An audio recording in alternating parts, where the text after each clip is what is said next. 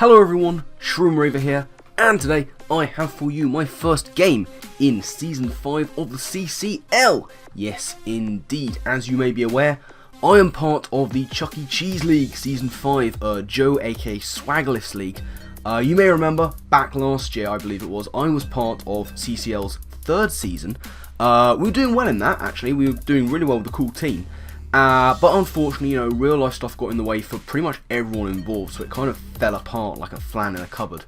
And then Season 4 for them happened, and I was busy, but I was lucky enough and fortunate enough to be asked back for Season 5. So thank you to everyone in the league for having me back. I've always had good fun in the CCL, they're a good bunch of people, and it's just a cool time for everyone involved. So yes, our first game, we are up against Dolce, Geobrodude, and Zalgyrados Vilnius. Yes, a little bit of a difficult to pronounce name, but what I'm going to do with these videos is very quickly go through my opponent's squads, then go through the team I brought in very little detail, then go through what they did, and we'll get into the battle. So, Dolce's squad, he could choose from Mimikyu, Excadrill, Thunderous Incarnate, Milotic, Drampo, Roserade, Arcanine, Azelf, Tyranitar, Heracross, and Sylveon. So, very threatening stuff from him. He's got the Mimikyu, which is just, for want of a better phrase, and if you pardon the pun, one of the most busted Pokemon going. So I was worried about that, but the team I decided to bring, I have got a Swords Dancing, Jolly Air Balloon Lucario. We've got an Agility Charty Berry Thundurus Therian. We have a Shuckerberry Physically Offensive Max HP Nidoqueen. We've got a Speedy and Offensive Sub-Toxic Volcanion, especially defensive Hazard Stacking Fortress with Revenge, and Ockerberry, and a Physical Choice Scarfed Mew. The reason I've got so much physical offense, Mew is there, it's physical, and the Nidoqueen is physical, obviously Lucario is there too.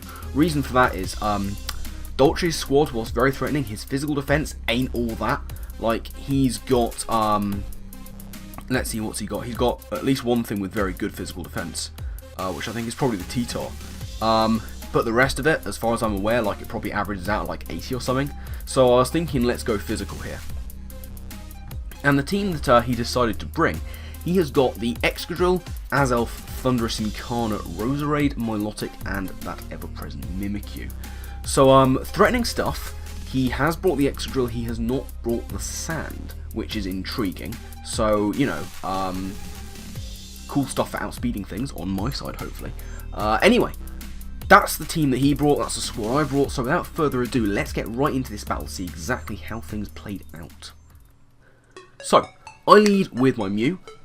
Dolce, he is going to lead with his Roserade. I guess maybe it has a stack, but straight off the bat, turn 1, I'm just going to go for Dead Headbutt and clean him out. So that was about as good a start as we could hope for, surprising him with the Scarf Mew.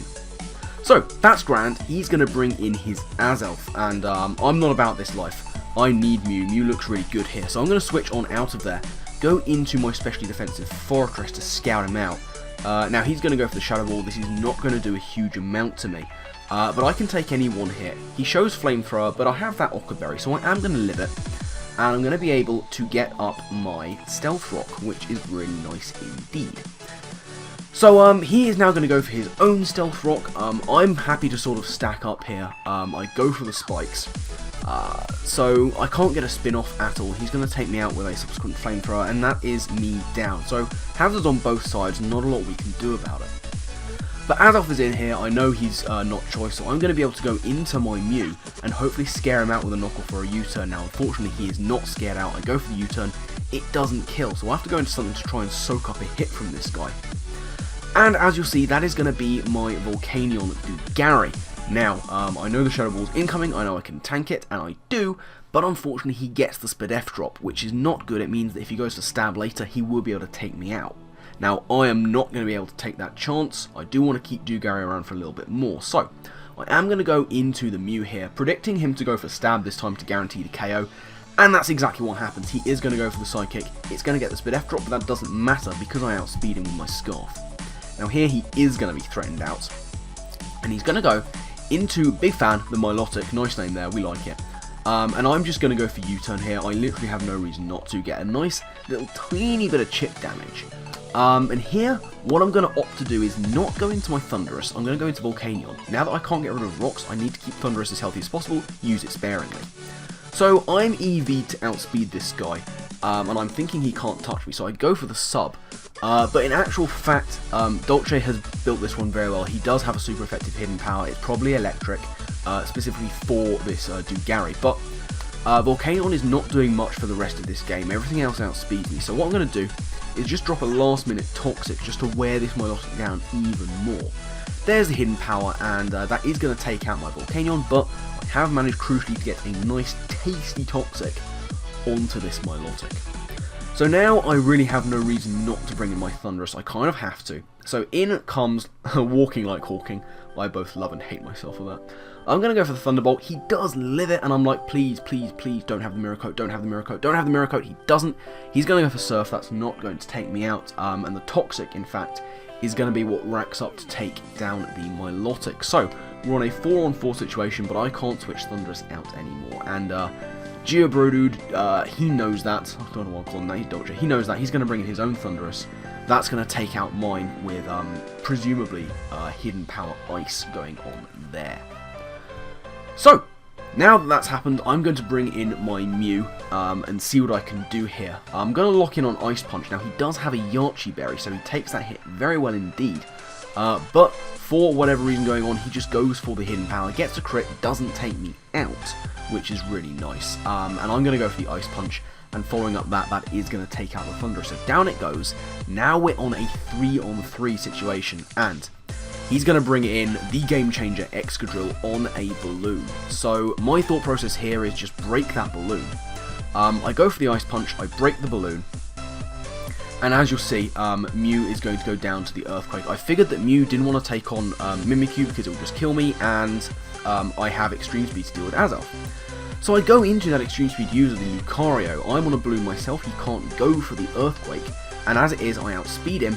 I'm going to go for that close combat, and that's going to take out the Excadrill, which is really nice. So now it's 2-on-2. His Azelf dies to priority, so all he has left really is this Mimikyu.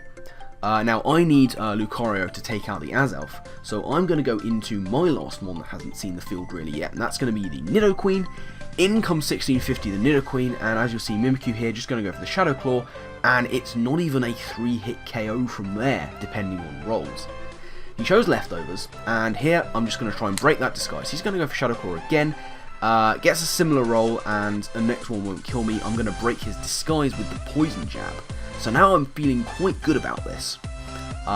He has got his disguise busted, and again another hit won't take me out. So I'm just going to Poison Jab till I die basically here. But Dolce's going to make a really nice play, go for Bulk Up, which means this Poison Jab is not going to be doing as much as I would like, and of course I don't get a poison because of sheer force. And now with that attack boost, he is going to be able to take me out with a Shadow Claw. So it's 1v2, and all I have left is Lucario, who's looking like it will outspeed this Mimikyu, and I am packing the Iron Tail, and an Extreme Speed will take out Azelf definitely. So you know what it comes down to? Can I hit the Iron Tail? Can I get rid of the Mojo from 2016 and hit it? Of course I can't. Of course I can't, because this game happened in 2016. He goes for Play Rough. That's obviously going to clean out my Lucario. Down it goes, and that, ladies and gentlemen, unfortunately, is gonna be the game. So yeah, the bad juju from 2016 continues. This battle took place at the end of 2016. It's taken me a while to get around to recording it. And yeah, we missed the Iron Tail. It was basically my best option, my only option against the Mimikyu. Pretty much the best option I had on the Lucario. I wanted to go full physical because, as I said, Dolce's physical defense on average in his team is not good, so I wanted to go as physical as possible with my big attackers. Hence, there's no mixed Lucario with Flash Cannon or anything like that. That's my that was my thought process there. So unfortunately, we do take a 2-0 loss. If I'd have hit that Iron Tail, probably would have taken out the Mimikyu. I haven't done the calcs at +1, but I don't know. It's a stab Iron Tail from Lucario. That's pretty powerful stuff. But either way, as I say, we do lose this game 2-0. It's unfortunate, but it happens, and Parasect Germain know how to bounce back. You know we do. So yeah, that is going to be that game. So thank you all very much for watching. I do hope you enjoyed. Next game that's going to be going up hopefully not too far down the line in the not too distant future. That is against my man Roger Rabbit. So that's going to be a fun one. Always good to play against him.